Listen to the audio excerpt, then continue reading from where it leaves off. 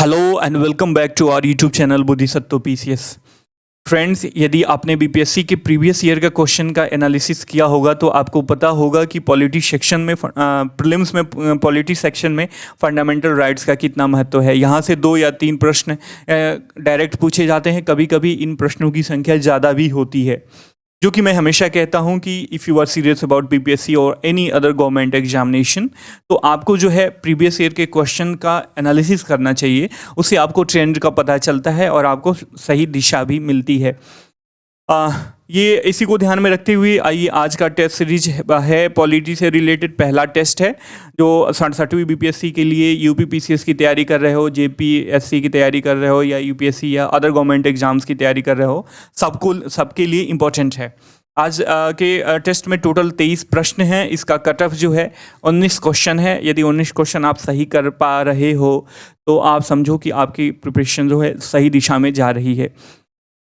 तो चलिए शुरू करते हैं विदाउट किसी फर्दर डिले। शुरू करने से पहले आपसे रिक्वेस्ट है, if you are new at my channel then subscribe the channel and hit the bell icon for all the new notification. आगे बढ़ते हैं। देखिए, यदि आपको इसका पीडीएफ नोट्स और एमसीक्यू और अदर भी टॉपिक पे चाहिए जो कि मैं हमेशा अपने टेलीग्राम चैनल पे शेयर करते रहता हूं, तो आप टेलीग्राम चैनल को ज्वाइन कर सकते हो जो नीचे दिए गए डिस्क्रिप्शन बॉक्स में है। देखिए, इसमें पहला प्रश्न है कि संविधान के किस भाग को भारत का मैग्ना कार्टा की संज्ञा दी गई है? बताएं जी। ये इसका सही आंसर जो है वो पार्ट 3 है, भाग 3 है संविधान का।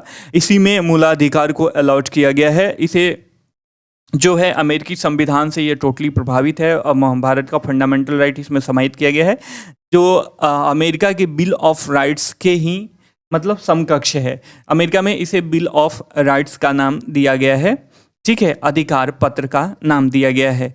आगे बढ़ते हैं। आपका दूसरा प्रश्न है आज का कि संपत्ति के अधिकार को किस संविधान संशोधन अधिनियम द्वारा मूल अधिकारों की सूची से हटा दिया गया है?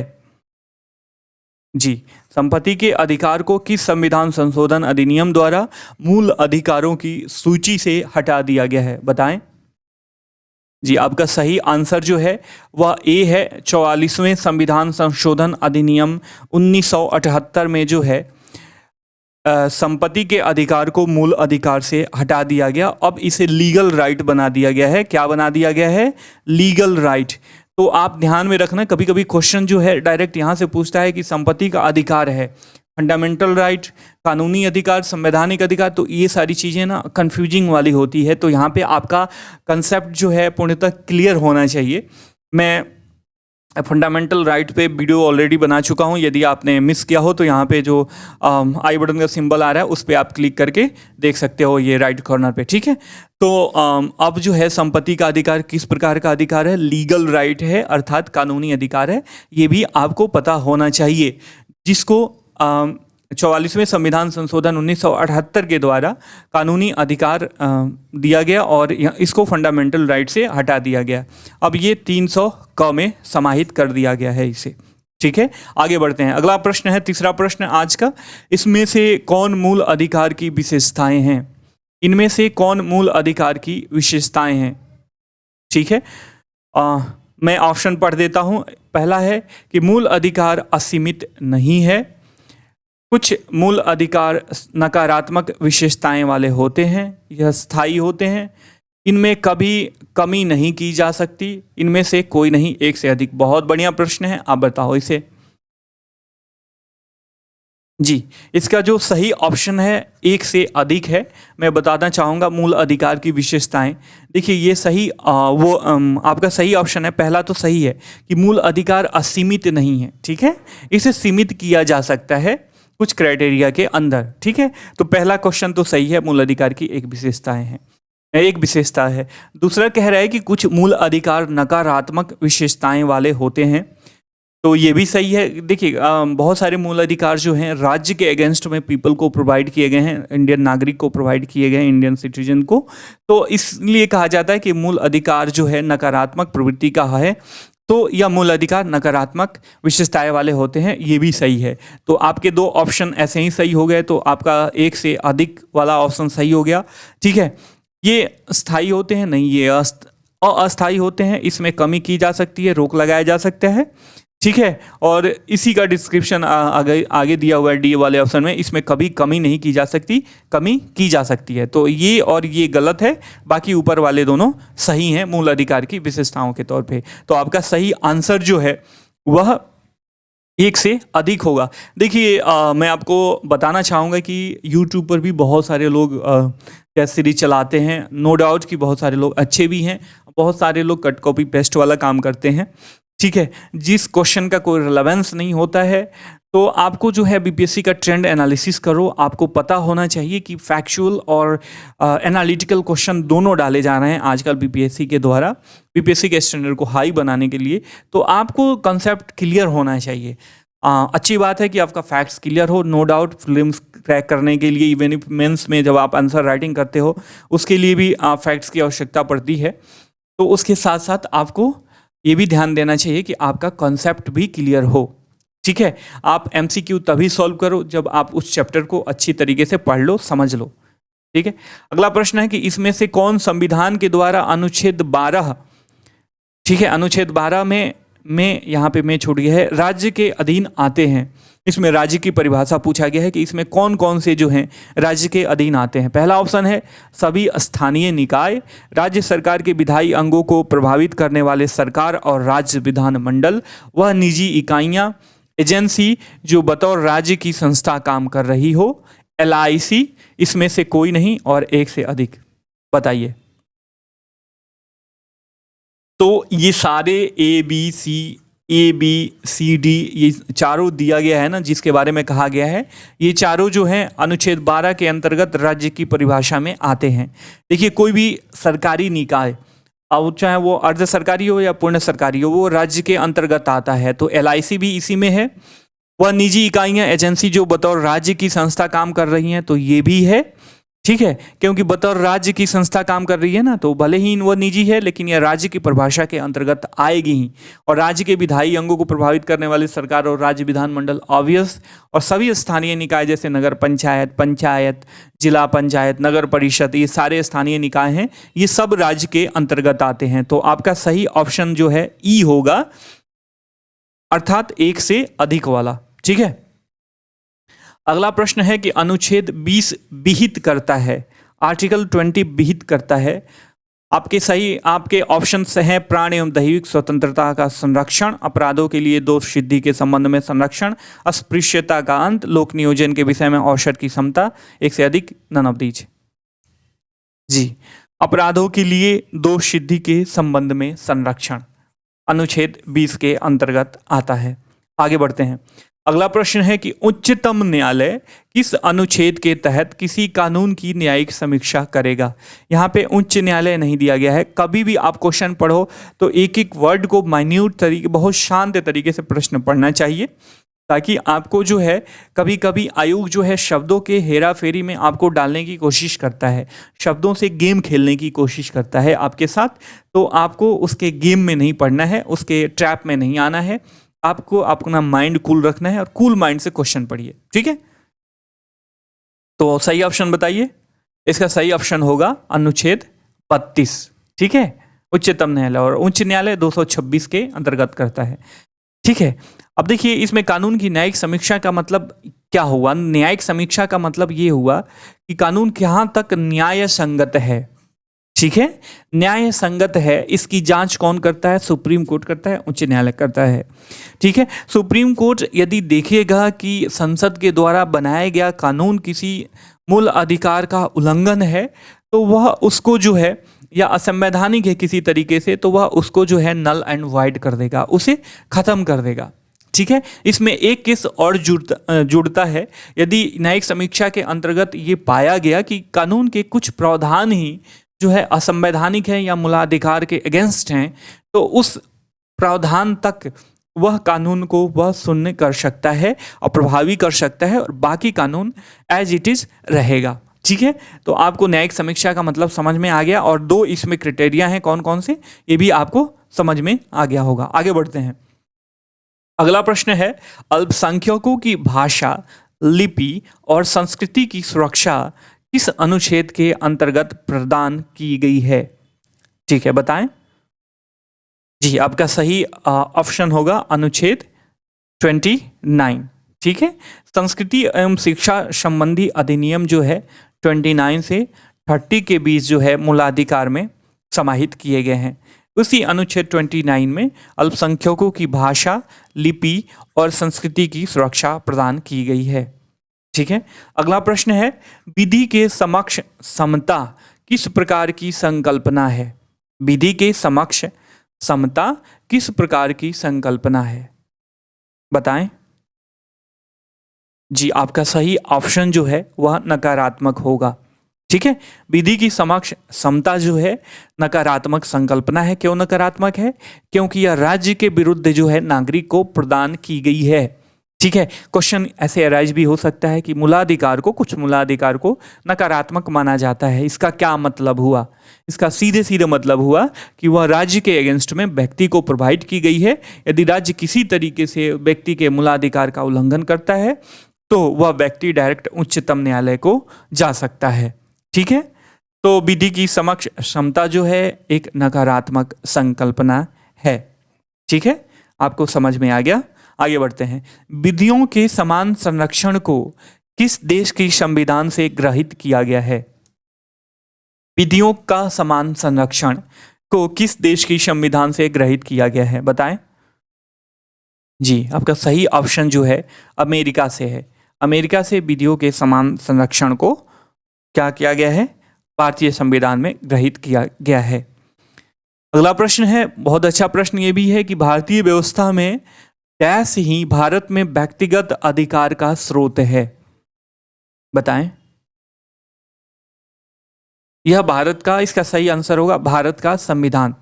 भारतीय व्यवस्था में भारत का संविधान ही भारत के व्यक्तिगत अधिकार का स्रोत है।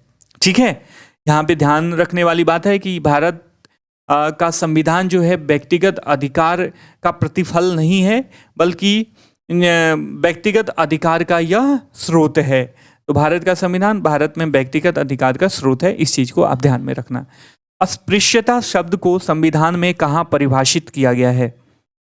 अस्पृश्यता को संविधान के अनुच्छेद 17 में परिभाषित किया गया है। ध्यान दीजिएगा। देखिए, कभी कभी होता है ये क्वेश्चन, इसमें मैं ऑप्शन एक बार फिर से मैं आपको पढ़ के बताना चाहूँगा कि इसके ऑप्शन है अनुच्छेद 17 में, संविधान के भाग 3 में, अनुच्छेद 122 में कहीं भी नहीं परिभाषित किया गया है। सॉरी, माफ कीजिएगा, यहाँ पे क्वेश्चन एक बार मैं फिर से पढ़ना चाहूँगी। अस्पृश्यता शब्द को संविधान में कहाँ परिभाषित किया गया है? क्वेश्चन हमारा ये है। ठीक है। कहाँ परिभाषित किया गया है? तो आपके ऑप्शन है अनुच्छेद 17 भाग 3, अनुच्छेद 222 कहीं नहीं परिभाषित किया गया है, एक से अधिक इसमें से कोई नहीं। तो मैं आपको बताना चाहूँगा कि अस्पृश्यता शब्द को जो है संविधान में कहीं भी नहीं परिभाषित किया गया है। तो आपका सही ऑप्शन जो है वह डी होगा। ठीक है। अस्पृश्यता को कहीं नहीं परिभाषित किया गया, ध्यान में रखिएगा इस चीज को। ठीक है, कंफ्यूज नहीं होना है। अगला प्रश्न है, मूल संविधान में अनुच्छेद 19 के तहत सभी नागरिकों को कितने अधिकारों की गारंटी दी गई है? आपके ऑप्शन है 5, 6, 7, 8, एक से अधिक इसमें से कोई नहीं। बताएं। जी, इसका सही ऑप्शन जो है यह 7 होगा। बहुत सारे लोग ये कंफ्यूजन में गलती कर चुके होंगे अभी तक, मुझे पता है कि मूल संविधान में अनुच्छेद 19 के तहत जो है सभी नागरिकों को तो 6 ही अधिकार दी गए हैं और जो है 7 की बात करते हैं। तो देखिए, यहाँ पे मूल संविधान की बात कर रहा है, अर्थात संविधान जब बना तब की समय की संशोधन करने के बाद तो इसको 6 कर दिया गया। ठीक है। 44 अमेंडमेंट किया गया 1978 में। इसमें संपत्ति के अधिकार को जो है स्वतंत्रता के अधिकार से नागरिकों को जो ये अधिकार की गारंटी दी गई है आर्टिकल 19 के अंतर्गत। इसमें जो संपत्ति का अधिकार था इसको हटा के अभी जो मैं प्रीवियस क्वेश्चन में डिस्कस किया था उसे लीगल राइट बना दिया गया। ठीक है। और आर्टिकल 300 क में इसे समाहित कर दिया गया। तो मूल अधिकार में जो मूल संविधान में जो है आर्टिकल 19 के अंतर्गत सभी नागरिकों को 7 अधिकार दिए गए थे, न कि 6 बाद में हुए। अगला प्रश्न है कि हमारे देश में वाक्य एवं अभिव्यक्ति की स्वतंत्रता है, इसका मतलब क्या हुआ? हम कुछ भी बोल सकते हैं, कुछ भी छाप सकते हैं, हमें हड़ताल का अधिकार है, हम कुछ भी बोल सकते हैं, लेकिन संवैधानिक दायरे के अंतर्गत इसमें से कोई नहीं, एक से अधिक। जी, आपका सही आंसर होगा डी।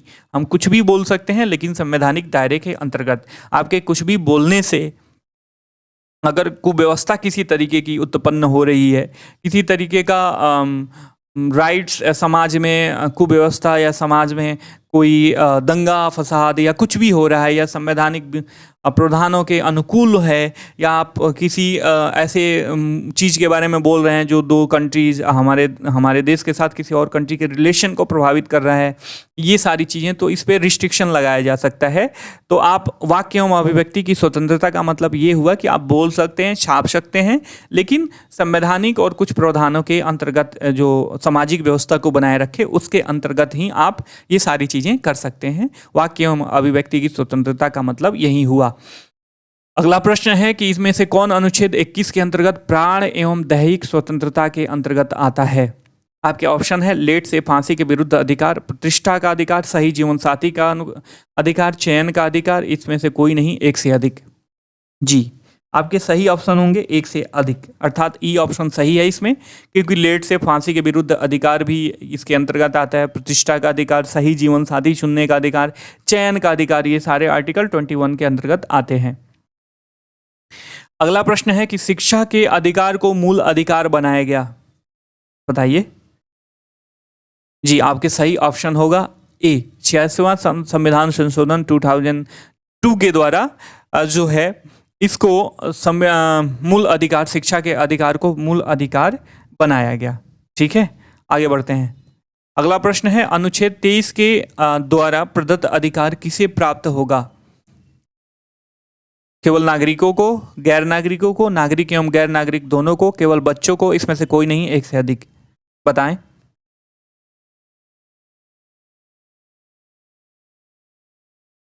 जी, इसमें जो आपका सही ऑप्शन होगा ये नागरिक एवं गैर नागरिक दोनों को प्रोवाइड किया जाता है। आर्टिकल 23 में क्या है, शोषण के विरुद्ध अधिकार है, तो आप चाहे वह नागरिक हो या गैर नागरिक हो किसी का भी शोषण नहीं कर सकते हो। इसके अगेंस्ट में वह सुप्रीम कोर्ट या उच्च न्यायालय या किसी न्यायालय में जा सकता है। अगला प्रश्न है कारखानों आदि में बालकों के नियोजन का निषेध जो है किस अनुच्छेद में किया गया है? जी, आपका सही ऑप्शन जो है बताएं। सही ऑप्शन जो है यह बी होगा, अनुच्छेद 24 के अंतर्गत इसके बारे में चर्चा करी गई है। अगला प्रश्न है कि संविधान में अल्पसंख्यक शब्द को परिभाषित किया गया है। अनुच्छेद 29 में, अनुच्छेद 30 में कहीं भी परिभाषित नहीं किया गया है। अनुच्छेद 201 में, एक से अधिक, इसमें से कोई नहीं। जी, आपका सही ऑप्शन जो है कहीं भी परिभाषित नहीं किया गया है अल्पसंख्यक शब्द को। एक पहले क्वेश्चन आया था, अस्पृश्यता को भी कहीं नहीं परिभाषित किया गया है और अल्पसंख्यक शब्द को भी कहीं नहीं परिभाषित किया गया है संविधान में। इस चीज को आप ध्यान में रखना। अगला प्रश्न है किस अनुच्छेद को डॉक्टर अंबेडकर ने संविधान की आत्मा कहा था? बताएं। वह अनुच्छेद 32 है। इसी के अंतर्गत रिट्स भी सुप्रीम कोर्ट जारी करता है, तो आप इस चीज को ध्यान में रखना। डॉक्टर अंबेडकर ने आर्टिकल 32 को संविधान की आत्मा कहा था। इसमें से कौन सही है? अगला प्रश्न है इसमें से कौन सही है? प्रतिषेध रीट को सिर्फ न्यायिक और अर्ध न्यायिक प्राधिकरण के विरुद्ध जारी किया जा सकता है। प्रतिषेध का अर्थ है प्रमाणित होना या सूचना देना। निजी व्यक्तियों या इकाइयों के विरुद्ध जारी नहीं किया जा सकता है। बंदी प्रत्यक्षीकरण का शाब्दिक अर्थ है को प्रस्तुत किया जाए। इसमें से कौन सही है बताएं। देख लेते हैं, एक बार इसका डिटेल एनालिसिस कर लेते हैं। बहुत ही एनालिटिकल क्वेश्चन है। देखिए, प्रतिषेध रीट जो है सिर्फ न्यायिक एवं अर्ध न्यायिक प्राधिकरण के विरुद्ध जारी किया जा सकता है। यह क्वेश्चन तो सरासर सही है। दूसरा ऑप्शन देखते हैं, यह ऑप्शन जो है सरासर सही है। दूसरा ऑप्शन देखते हैं कि प्रतिषेध का अर्थ है प्रमाणित होना या सूचना देना। ये गलत है। प्रतिषेध का मतलब ये नहीं होता है। प्रतिषेध का शाब्दिक अर्थ आपको पता चल गया होगा, रोकना किसी को। प्रतिषेध का मतलब होता है रोकना, ठीक है, रोको। और निजी व्यक्तियों या इकाई के विरुद्ध जारी नहीं किया जा सकता, ये भी सही है, क्योंकि यह न्यायिक एवं अर्ध न्यायिक संस्थाओं के द्वारा ही जारी किया जा सकता है, के विरुद्ध ही जारी किया जाता है, तो ये भी सही है। सी ऑप्शन भी सही है। तो आपका ई ऑप्शन तो बन गया एक से अधिक। अब डी देख लेते हैं, डी क्या कह रहा है। बंदी प्रत्यक्षीकरण का शाब्दिक अर्थ है को प्रस्तुत किया जाए, ठीक है, ये भी सही है। तो इसमें ए, सी और डी तीनों सही है, तो इसका सही आंसर जो है वह ई होगा, ठीक है। अगला प्रश्न है इसमें से कौन मार्शल लॉ के बारे में सही है? ऑप्शन हैं आपके कि यह सिर्फ मूल अधिकारों को प्रभावित करता है, ये सही है। इसके लिए संविधान में कोई विशेष व्यवस्था नहीं है, ये भी सही है। इसे पूरे देश या देश के किसी हिस्से में लागू किया जा सकता है। देखिए, यह पूरे देश में लागू नहीं किया जा सकता है, ठीक है। या देश के किसी हिस्से में ही लागू किया जा सकता है। हमारे यहाँ मार्शल लॉ नहीं लगाया जा सकता, ठीक है। तो यह ऑप्शन जो है गलत है। यह लिखा हुआ है कि अगला ऑप्शन है, यह सिर्फ 3 आधारों पर ही लागू हो सकता है, युद्ध, बाहरी आक्रमण या सशस्त्र विद्रोह। यह गलत है, यह तो इमरजेंसी प्रोविजन की बात कर रहा है। तो इसमें से 2 ऑप्शन आपके सही हैं, ए और बी। तो आपका सही ऑप्शन होगा 1 से अधिक अर्थात ई। अगला प्रश्न है, मूल अधिकारों की आलोचना की जा सकती है स्पष्टता के अभाव के कारण, स्थायित्व के अभाव के कारण, क्योंकि यह समाजवादी नहीं है, क्योंकि यह सामाजिक न्याय की व्यवस्था नहीं करता, 1 से अधिक कोई नहीं। देखिए इसमें 2 ऑप्शन जो हैं ए और बी। स्पष्टता का अभाव तो बिल्कुल है इसमें, ठीक है, और अस्थायित्व के अभाव के कारण इन मूल अधिकारों की आलोचना हमेशा से की जाती है, ठीक है। तो ये 2 ऑप्शन सही हैं, तो इसका सही ऑप्शन जो है 1 से अधिक होगा अर्थात ई जो है सही होगा। अगला प्रश्न है कि निम्न में से किस वाद में संविधान के आधारभूत ढांचे के सिद्धांत का प्रतिपादन किया गया, ठीक है। एज यू नो कि केशवानंद भारती बनाम केरल राज्यवाद 1973, ठीक है, इसी के अंतर्गत जो है संविधान में आधारभूत ढांचे के सिद्धांत का प्रतिपादन किया गया और सुप्रीम कोर्ट के द्वारा कहा गया कि संसद जो है कुछ भी कर सकती है, लेकिन संविधान के आधारभूत ढांचे को, जो उसका मूल कॉन्सेप्ट है, बेसिक कॉन्सेप्ट है, उसको किसी भी तरीके से परिवर्तित नहीं कर सकती है। तो ये थे आज के 23 प्रश्न। यदि आपने 19 क्वेश्चन इसमें से आपके 19/23 किसी का भी सही होगा तो अच्छे दिशा में जा रहे हो। थोड़ा सा कम है तो आप प्रयास करो, जारी रखो। अधिक है तो आप सही दिशा में हैं, आपका प्रिपरेशन सही है। आप अपना मार्क्स नीचे शेयर कीजिए, और कोई और सजेशन चाहते हैं और अन्य तरीके से हेल्प चाहते हैं तो आप कमेंट बॉक्स में कमेंट कर सकते हैं। आई होप कि आपको वीडियो पसंद आया होगा। वीडियो पसंद आया होगा तो ज़रूर लाइक करें, चैनल को सब्सक्राइब करें, अन्य फ्रेंड्स के साथ शेयर करें। हम फिर मिलेंगे किसी नए टॉपिक के साथ, तब तक के लिए साइनिंग ऑफ। Take care. जय हिंद, जय भारत।